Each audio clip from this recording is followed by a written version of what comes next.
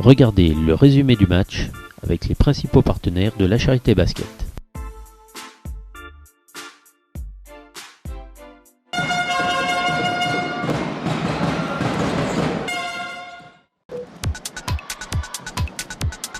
Pour cette deuxième journée de championnat de France de National 2, la Charité Basket 58 recevait le club nord-alsacien du WASP, une formation bien connue des Charitois de par les saisons passées.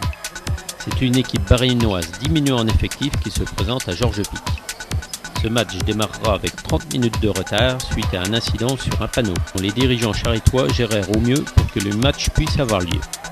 Les deux formations dans ce premier quart-temps se jaugent et se rendent coup pour coup, même si le pivot alsacien règne dans la peinture face à Randy Georges, qui tient toujours le rôle de poste 5, en attendant le retour de blessure de Miguel Montanana.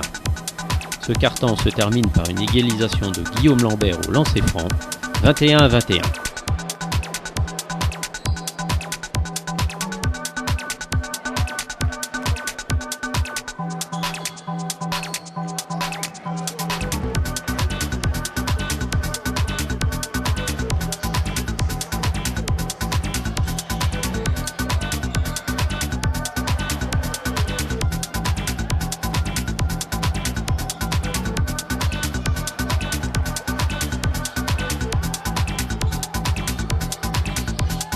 Dans le deuxième quart-temps, les Ligériens intensifient le jeu et resserrent la défense. Alors que Hugo Boyer a réglé la mire à 3 points, imité par Brice Pirard, Randy Georges reprend ses aises dans la peinture. Les Blancs rentrent au vestiaire à la mi-temps avec 9 points d'avance, 46-37.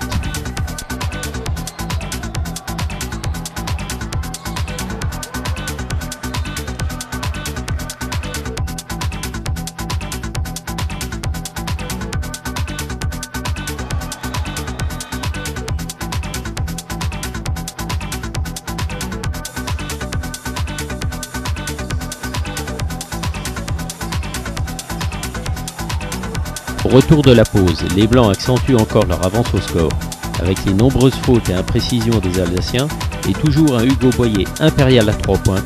Randy Georges lance le show à l'intérieur d'une salle chauffée à blanc par les supporters charitois. 65-45 à la fin du troisième quart-temps.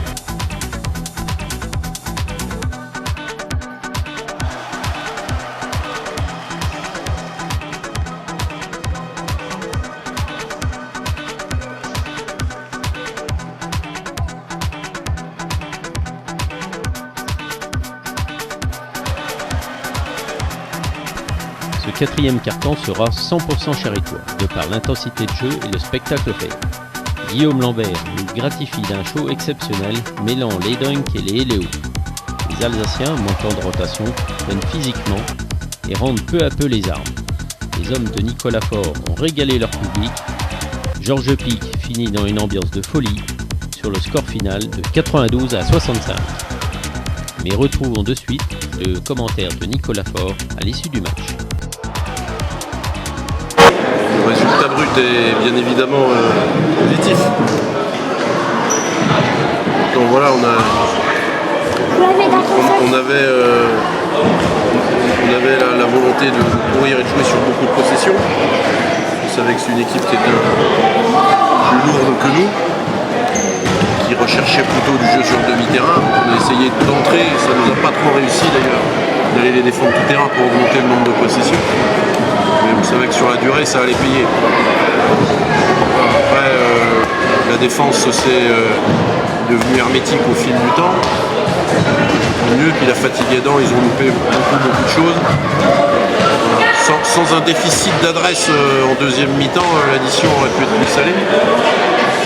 Vraiment beaucoup de ballons pour les reléguer très loin. Voilà.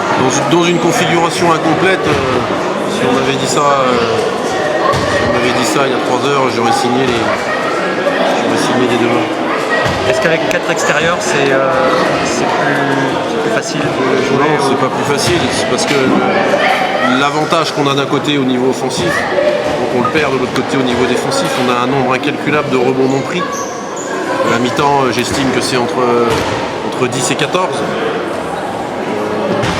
Voilà, je sais pas si toi tu les as pris, mais on est laminé au rebond, et sur les sur les grosses équipes, on ne tiendra pas.